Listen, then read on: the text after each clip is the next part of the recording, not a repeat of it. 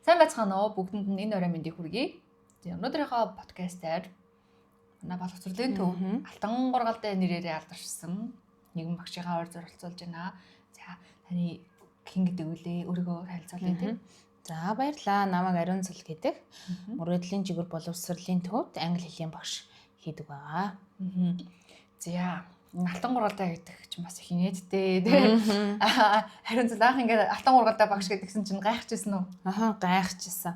Алтан гургалтай гэж одоо юу эдэм болооч гэдэг юм уу тий анх тиймэрхүү ойлголттой байсан. Тэгээд сүүлд нь Алтан гургалтай гэдэг нь аюу гоё амт байсан. Гоё хоолойтой тий. Тэгээд тэрнээс хойш Алтан гургалтай гэдэг нэрэндээ аюу дуртай болсон. Тийм шүү дээ. Энд нөгөө нэг Алтан гургалтай ч анх бидэд нөгөө шинэ жилээр бүх багшийнхаа нэг сайн талыг ингээд өргөмжлөөд тийм өргөмжлөлт гардуулж байсан. Одоо цаг хугацааны гүнж гэдэг ч юм уу. Эсвэл бүр нэг юм амар хөгжилтөө бүхнийг инээлгэж идэг багш байх юм бол ингээд эргэцэнэ гэдэг ч юм уу. Эсвэл нэг бусдыгаа амар дэмжиж идэг байх юм бол ингээд оюун ухааны явна гэдэг ч юм уу тий. Янз бүрийн ингээд гой талаар нь ингээд өргөмжилжсэн. Тэгээд тэр нь болохоор Ариун Цул багшаага бид нар Алтан гургалтай багш гэдэг өргөмжилж байсан. Тийм тэр нь яагаад тэгэхээр нөгөө юм штэ. Маа захирал бас хэлдэг байхгүй юу? Ариун Цулын хоолой үнэхээр өвчтэй юм аа гэдэг. Бид нар ч гэсэн ингээ хичээл зааж хахад ингээд одоо бүх багш ингээд зэрэг нэг игнэнд ингээд бүгд ангууд маань ингээд цоврцсан. Бүх зэрэг ингээд дуулаад хичээлээ орж хахад тэн дундаас ингээд сонсоо сууж хахаар чиний хоолой амар ингээд онцгорч гарч ирдэг байхгүй юу? Тэр хоолойг ингээд 6 багш зэрэг хичээл зааж хахад Ариун Цулын хоолой тэнд ингээд яг дуулж байгаа ангийнхных нь хоолой бүгд ингээд амар тоо сонсогддог. Тийм амар хүчтэй хоолойтой. Тэр 6 анги ингээ хаяад дээшээ гарч ирдэг байхгүй хаалаач. Тэгэхээр захирал маань бас тэгж хэлжсэн байхгүй амар хүчтэй хоолойтой. Нөгөө хоолоогоор нөгөө ангийнхсаа ингээ хатгадаг юм байна гэдэг. Тэр бас багшийн айгуу гоё. Нэг юм арга зүй техник те өөртөө байдаг бас нэг юм төвл багаж бахна штэ.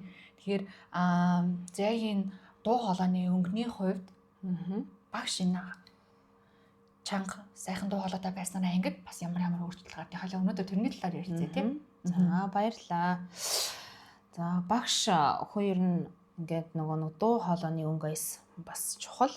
Тэгээл зөөлхөн ч юм уу те намуухнаар ингээд явбал хүүхдүүдийн анхаарал сарних ч юм уу өөр тийш харах ч юм уу нэгийг өдөх ч юм уу тиймэрхүү юмнууд их ажигладаг. Тэгэхээр багш гоо ер нь бол чанга дуу хоолойтой хүүхдүүдээ ингээд бүгднгийнх нь анхаарлыг татгаар те сайхан хоолойтой байвал ер нь бол хичээл заахад ч гэсэн тэр багшд амар хүүхд болгоны анхаарал яг тэр багш руу чиглэдэг болохоор хүүхэд болгон айгуу гоё оролцоотой явдаг хичээл ер нь бол ер нь тийм шүү.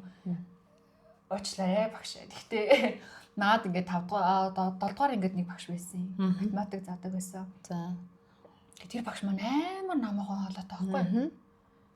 Тэгэл би чинь математикт амар сайн хүүхэд байжсэн чинь багш маань солиодоо ингээд намайхан хоолойтой багш ирсэн чинь би ажаад нөгөө өндөр нэлээд том биетэй хүүхдээс учраас айгу ангийн ард суудаг хүүхдүүдийг хаахгүйгээд тэгээ ангийн ард суудсан. Тэгээ багш маань намайхан хоолойтой. Тэгээ манай анги чинь 35 хүүхэдтэй.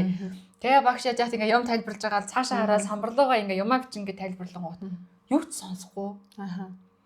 Багшийн хоолой ингээд наашаага хүрэхгүй байсараагаад математикт амарсан болохгүй болчихсон шүү. Тэр яалт ч юм чанга хоолойтой багш айгүй хэрэгтэй. Ингээд ялангуяа олон хүүхэдтэй нээбэсийн ингүүдэд бол тийм. Яриг зүгээр ингээ хамруулж авах хэрэгтэй байхгүй тэр чигээр нь. Тэгээ нөгөө хүчтэй дуу хоолойтой байна гэдэг чинь ангийн хүүхдүүдийн анхаарал бас багш дээр төвлөрнө гэсэн үг юм байна тий. Дээрэс нь одоо нэг хүчтэй багшийн хүчтэй дуу хоолой гэдэг чинь бас нэг юм өөртөө ихтэй байдлыг бас харуулж байна тий. Жишээлх юм бол одоо ингээд амар намхан хоолоогоор тий. За хүүхдүүдээ сайхан хамарцгаас нөө. За бүгдээрээ суугаарэ гэл ингээд хэлэх юм бол хинч тооч суухгүй шүү дээ. Тэрний оронд сайхан ороод за өглөөний минь хүүхдүүдээ сууцгаана уу. За намс суу шүү дээ тий. Дараа яг тийм шүү. Жишээ нь би одоо өглөөд ингээл 8 цагийн ангид бага настай хүүхдүүд ордог. Тэгэл бага насны хүүхдүүд ч юм ингээд нойрон хүрээл ингээл дөнгөж босч ирсэн хүүхдүүд ч айгүй ингээд хичээл нь жоох идэх сул байдаг. Тэгэл би ч ороод за сайхан амарцгаас нуу гэл айгүй чанга дуугаар эхлээл хүүхдүүдтэйгээ мэдлэр хүүхдүүд айгуугаар сэргэн ингээл хомоотоо суугаал хичээлдээ ингээл анхаарлаа хандуулаад суудаг. Тэгэхээр ер нь бол ер нь анх ингээл хичээлээ эхлэхдээ айгүй гоё чанга дугаарыг эхлэхээр хүүхдүүд ч гэсэн багш ямар гоё ингээд өөртөө ихтэй юм бэ те. Хоо хичээлдээ яварыг гэсэн нэг жоохон тийм хүүхд сэтэл төрдөг хүүхдүүдэд сэтэл төрдөг байх гэж боддог. Тэгээ тийм хүүхдүүдийн анхаарлыг татж байгаа бас нэг юм дэгээ байх нь шүү дээ. Чанга дугаалаа гэдэг чинь тий. Ер нь юу яагаад гэдэг шиг санагддаг шүү дээ. Одоо би ингээд нөгөө хүүхэд насаал бодож ийн л та. Өөрөө 10 жил байсан үеэ бодохоо хүүхдүүдийн ингээд нэг хандлага ч гэсэн тэр нэг юм багшийн ингээд нэг байгаа байдал дуу хоолойны өнгнөөс хамаарат ингээд өөрчлөгдөд байдаг байхгүй юу? Тэгээ чинь ингээд чанга дуу хоолойтой юм багш ороод ирэхэд хүүхдүүд бүгд ингээд жоохон юмсэн байдалтай нам суугаал за багш ирсэн шүү гэл. Эсвэл юм жоохон зөөлхөн багш ороод ирэнгүүт жоохон өгөнд нь орохгүй суу гэсэн ч суухгүй тий. Тэгэхээр тийм хандлага бас ажиглагдаад идэв. Тэгэхээр энэ бас нэг юм багшийн цонхон дотор явж явах хэрэгтэй бас нэг юм багаж хэрэг хэрэгтэй байна шүү дээ. Тэр одоо бүр юм зөөлхөн хоолойтой багш нар байх юм бол бас хаяа бас зүгээр те зөөлхөн хоолой. Ягаад гэх нөө байнгын ингээл чанга байж байгаад гинт ингээ хоолоогоо ингээ намсгангууд хүүхдэд чинь юу алч юу яач вэ ч юм. Нэг багш юм ярьжсэн да юу алч юу гэд бас нэг юм анхаарал татах нэг хэлбэр болж орж ирдэг те. Тэгэхээр аримтлын хувьд болохоор ингээд дуу хоолойгоо бас ингэж намсгах өргөсөх үе байдаг уу? Байдаг. Хүүхдүүдээ ингээл хичээлийнхаа заавар мааврыг өгчөөл те. Хүүхдүүдэд томоото ингээл айгүй хөрхөд сууж явах нэг амар чанга дуугаар яриад тахгүй шүү дээ.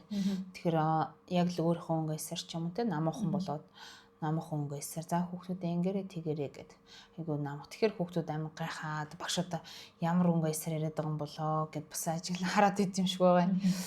Тийм. Тэгэхээр ер нь бол дандаа л нэг амар чанга дуугаар нэг ингээл юу агаад байхгүй. Хоолойны өнгөөсөө бол өөрчлөлнө. Багш хүний юм чинь те.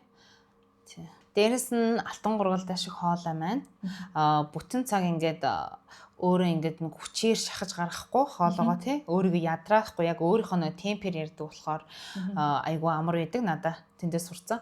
Харин бусад багш нар болохоор нөгөө одоо ингээд чанга дуугаар ярих гал хичээгээл тий хоолоогоо шахах ч юм уу тэгэл өөрийнхөө дууг өндөрсгөж яриад хахаар бүтэн цагийн турш багш мэдээж амар хядран тий. Тэгэхээр өөрийнхөө хоолойны өнгө эсэг нэг амар ингээд чанга болох гол өөрийгөө ядраагаал те ингээд ах ер нь бол шаардлагагүй. Тийштэй тэгхгүйгээр нэг одоо намуухан сул одоо хоолойтой хүн багш байгаа шүү дээ.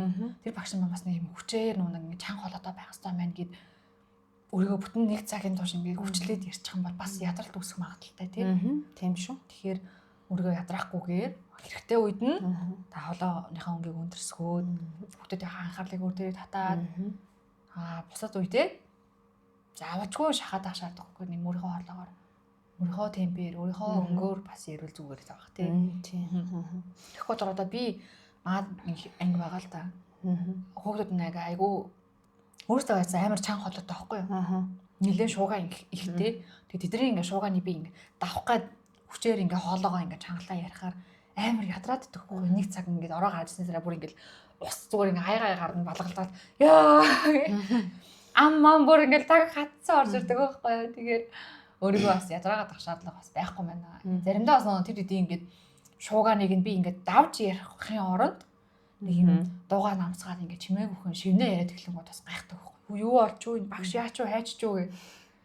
Хүүе багшийн яриаг сонсохоо байж та бүгд чимээг байж та гэдэг хэлдэг байхгүй. Тэгэхээр бас нэг юм багшийн өөрийнх нь бас нэг мэдрэмж хэрэгтэй байх те тэр үед. Тийм. Дээрээс нь одоо яг ингээ хичээл зааж ах хүүхдүүд ингээ чиний дуу хоолойны өнгийг дагаад дээшлэх, идэвхэн сайжрах, сулдах үе байдгүй. Байдаг. Жишээ нь одоо ингээд нөгөө дуу дуулна шүү дээ тий. Дуу дуулж явах хүүхдүүд би ингээл жоохон намаахан болоод ингээл тэглэн штэ. Тэгэхээр хүүхдүүд бас ингээл намаахан болоод намайг чанга дуулахаар бас л нөгөө хэд над руу багш юу болж ингээл гинт хараад амар хүчтэй дуулаад ингээл хэлдэг байхгүй. Тэгэхээр яг л миний нөгөө нэг хоолойны темпер нөгөө хэд чинь бас ингээд хичээлтэй оролцдог гэх юм уу? Идэвхэн ингээд явждаг гэсэн үг тийм. Багш ингээд би одоо жишээ нь ингээд дуун жоох багсаал ингээд хүүхд багш юу болчихоо гэсэн байдлаа амар ингээд харж мараад байдаг. Тэгэл ингээд чанга дуулахаар нөгөө эч баярлал аягаа гоё ингээд чанга идэвхтэй болоод эхэлдэг. Тэгэхээр ямар айтах юм бэ ч нөө зүгээр дуу хоолойныхаа өнгийг өөрчлөл хүүхдүүдийн ингээд хичээл оролцох байдгийг зүгээр ингээд бадж байгаа юм шүү дээ тий.